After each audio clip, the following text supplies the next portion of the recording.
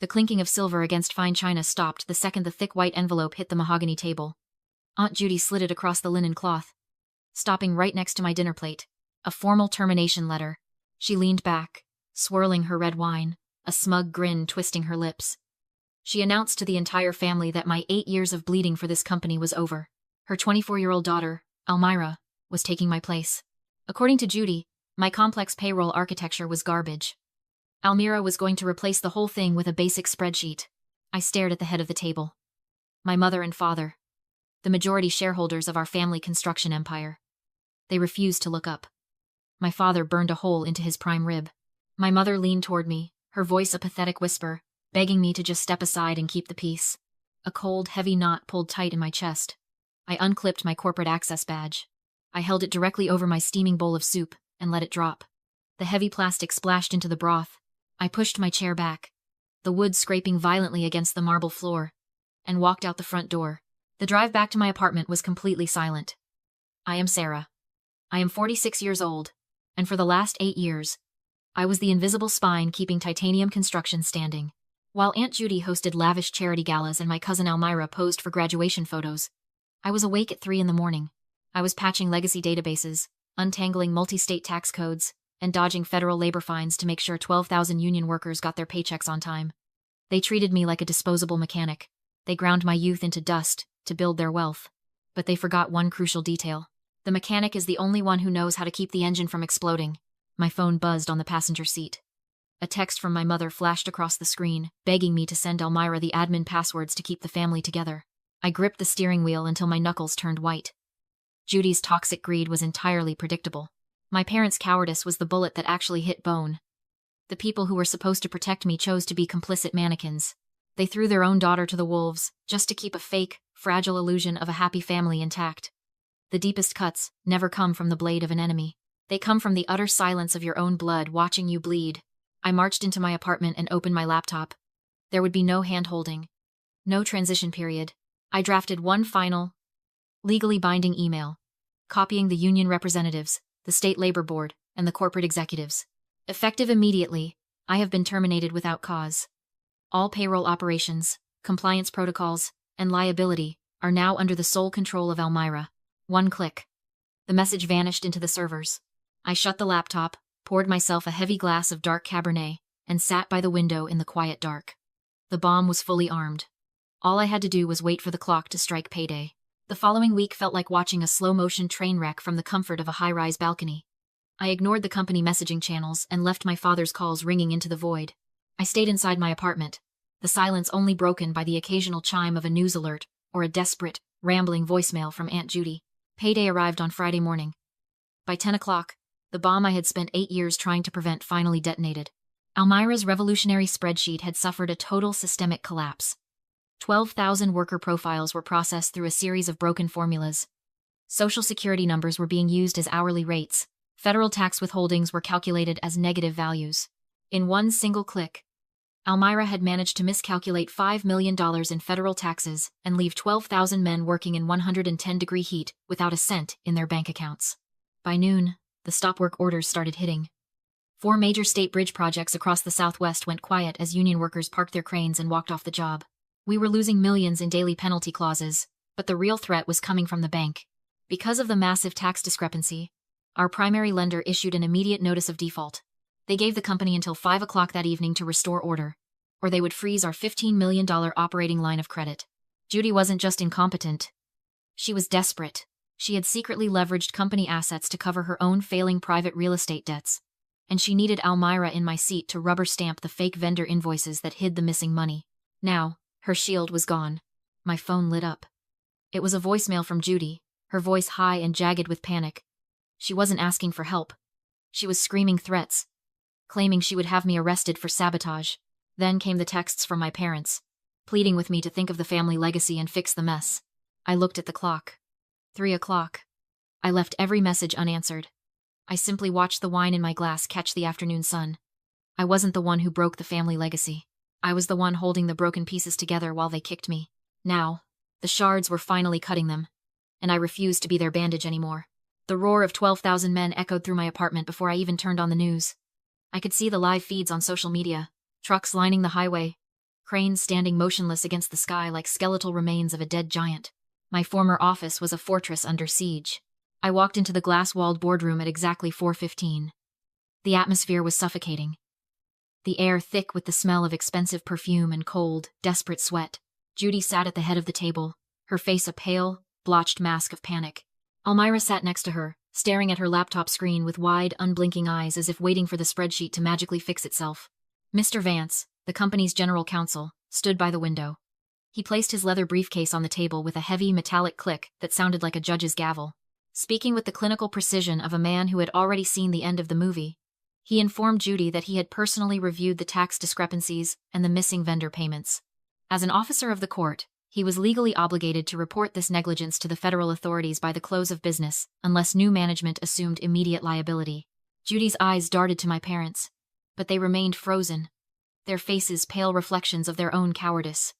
Wasting a single breath on their betrayal was out of the question. I simply slid a single, crisp document across the polished mahogany table. It was an irrevocable proxy. "Sign this, and I take over voting control of the corporation right now," I said. My voice as cold as the server room I had spent 8 years maintaining. "Sign it, and I will use my personal override codes to authorize the bank's wire transfers before the 5 o'clock deadline. If you refuse, the bank freezes the accounts, the union files the lawsuit, and you spend the next 10 years explaining your real estate debts to a federal auditor." Judy looked at the document, then at me. Her hand trembled so violently she had to grip the pen with both hands. She was suffocating in the vacuum she had created. With a jagged, desperate scrawl, she signed away her power. Mr. Vance picked up the document, checked the signature, and nodded to me. "The board has been officially notified of the transition, Sarah," he said, snapping his briefcase shut. He promised to handle the federal agents when they arrived to discuss the previous management's errors, and walked out. For the first time in my life, I sat at the head of the table, in absolute control. Judy retreated to her executive suite and locked the heavy oak door. A parasite never simply lets go when you pull it. It digs its teeth in deeper. Months ago, she filed an official technology report claiming her secondary physical banking token was lost in the mail. That was a lie. She kept that little black device buried at the bottom of her designer purse for exactly this kind of emergency. A stolen golden parachute. She locked herself inside her private bathroom. Her hands were sweating, but her greed remained steady. She used her personal phone to access the corporate treasury portal. Racing against the clock, she had a narrow 24-hour window before Mr. Vance's proxy paperwork fully cleared the banking administration. Her final plan was incredibly simple. She was going to wire $2 million to an untraceable offshore shell company, drain the last drops of the family's liquidity, and let the crumbling empire collapse directly onto my head. She typed in the routing numbers. She pressed the button on the token. She hit submit, but she walked blindly into a steel trap. I knew about the missing token the very day she reported it. I never deactivated the device. Instead, I tethered that exact serial number directly to our primary bank's strict fraud protocol, linking it straight to Almira's catastrophic federal tax audit. Sitting alone in the glass boardroom, my laptop screen illuminated the polished table. A bright red security banner flashed across the dashboard. Wire attempt flagged. Capital flight detected. All corporate accounts immediately frozen. Within 60 seconds, the bank's lead compliance officer was ringing my direct line. He confirmed they had already forwarded the suspicious activity report to federal authorities. The trap snapped shut, perfectly severing her escape route. Judy thought she was a financial mastermind executing a brilliant, last-minute heist. She was just a desperate rat grabbing the cheese right before the heavy metal bar came crashing down. 2 federal agents walked through the lobby of Titanium Construction at 3:45 that afternoon. They bypassed the front desk entirely, marched straight to the executive suite, and pushed open the heavy oak door. Judy was escorted out through the glass double doors with her wrists locked in cold steel. Her expensive purse sat abandoned on the bathroom counter. Almira thought her shiny new master's degree made her untouchable.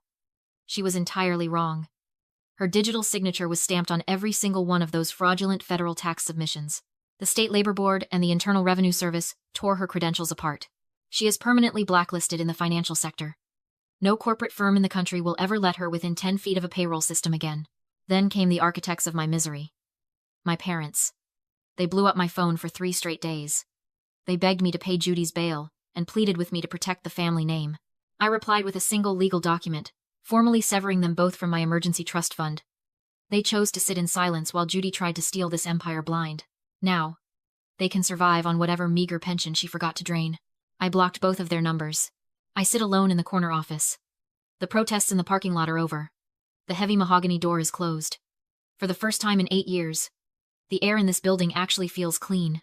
I took an axe to my own family tree, and the toxic branches are finally gone. The gavel came down exactly 8 months later. The federal judge possessed zero sympathy for the titanium construction legacy.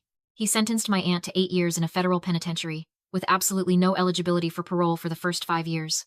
He also ordered a mandatory restitution of $2,400,000 to cover the corporate funds she systematically siphoned over the past decade. The social fallout was far swifter than the legal one. The prestigious country club revoked her membership before the trial even started. The women she used to host lavish charity galas with now crossed the street to avoid acknowledging her existence. Almira avoided a prison cell by turning state's evidence, but she was slapped with a civil penalty of $150,000 by the state labor board. Today, she works as a shift supervisor at a retail clothing store. As for my parents, the loss of their emergency trust fund forced a brutal reality check. They had to sell the sprawling family estate and move into a 2-bedroom condominium. They now survive on a fixed pension of $3,200 a month. A few weeks ago, a thick manila envelope arrived on my desk. The return address belonged to a federal correctional institution. It was a 6-page handwritten letter from my aunt. She filled the pages with words about family loyalty, claiming she only bent the rules to protect our legacy. She wrote that my parents were heartbroken, just waiting for me to pick up the phone and rebuild the bridge. I stopped reading halfway down the first page. The familiar rush of anger never arrived. The old, heavy guilt was completely absent. I felt only a quiet, absolute indifference. I slipped the pages into the mechanical shredder beside my desk and listened to the sharp whir of the steel blades turning her excuses into confetti. I left the office right at 5 o'clock that evening and drove to my real home. The living room was loud, filled with laughter and the smell of roasted garlic. My college roommate, my first mentor from my early tech days, and the union foreman who stood by me during the strike were sitting around my dining table. We shared a simple meal. There was no polished silverware or expensive wine, but there were no fake smiles, either. For the first time in my life, I sat at a table where I did not have to earn my right to eat. I was surrounded by people who chose me. A place where love was a given, not a transaction. So many of us are trapped in the illusion of family entitlement. We are taught from birth that blood is a binding contract. We are told to bleed ourselves dry to water the family tree, even if that tree is rotting from the inside out. Toxic relatives weaponize shared genetics to demand endless, unreciprocated sacrifice. But the truth is much simpler and much colder. Rule number 1. Blood is biology. Family is respect. Sharing a last name does not grant anyone a license to abuse your sanity or steal your worth. If they treat you like a disposable tool, you owe them absolutely nothing when you finally unplug the machine. Rule number 2. The cruelest forgiveness is enablement. When you cover for an arrogant abuser, you are digging your own grave. Sometimes, the truest form of justice is simply stepping out of the way and letting them face the legal and financial destruction they built with their own 2 hands. Rule number 3. Never negotiate your value with cowards. Bystanders who demand you keep the peace while you are being attacked are just as dangerous as the one holding the knife. Silence in the face of cruelty is just cruelty in a different outfit. You are allowed to walk away from a burning house, even if you grew up inside it. I am Sarah. And I am finally free. Have you ever had to cut off a rotting branch to save the rest of your tree? Tell me your story in the comments. And share this with someone who needs the courage to walk away from the table. I know exactly what you are screaming at the screen right now. You are sitting there asking, why on earth did Sarah stay at that company for 8 years? Why did she let her aunt and her own parents treat her like a disposable mechanic for almost a decade before finally walking away? It is easy to judge from the outside, but let me tell you what was actually happening in her brain. Sarah was not stupid, and she was not weak. She was trapped by a psychological phenomenon called the slot machine effect, formerly known as intermittent reinforcement. Toxic families and manipulative bosses do not abuse you 100% of the time. If they did, you would pack your bags and leave on day 1. Instead, they drop tiny crumbs of hope. They give you a rare compliment, an invitation to a lavish family dinner, or a vague promise that your hard work will eventually be rewarded. You keep pulling the lever, working those 3 in the morning shifts, hoping to finally hit the jackpot of their respect. But the machine is rigged. You are never going to win, because they never intended to pay out. But when Sarah finally woke up to the reality of that dinner table, she did not just throw an emotional tantrum. She executed an absolute masterclass in financial self-defense. Let us break down her smartest moves, so you can use them if you ever find yourself in the blast zone of a toxic relationship. First, she used the documenting strategy to build her case. When she walked out, She did not just disappear into the night. She sent a legally binding email to the corporate executives, the state labor board, and the union, officially handing over the liability to Elmira. Toxic people thrive in gray areas and verbal agreements. When you put a timeline and a boundary in writing, you completely strip away their ability to gaslight you later. Second, she used the audit strategy.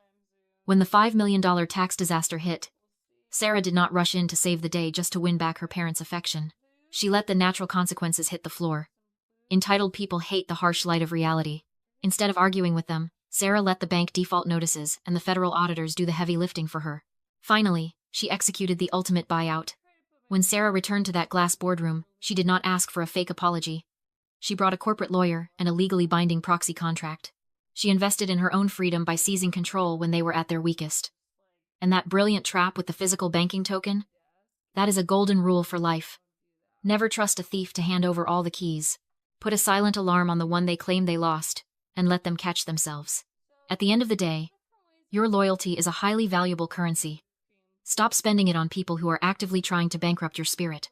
Blood might make you relatives, but consistent, mutual respect is the only thing that makes you family. Have you ever had to use a paper trail or a strict boundary to protect yourself from a toxic boss or a manipulative relative? Drop your survival tactics in the comments below to help out someone else who might be going through it right now. Make sure to subscribe for more real-life strategies. And always remember, your peace of mind is your ultimate profit.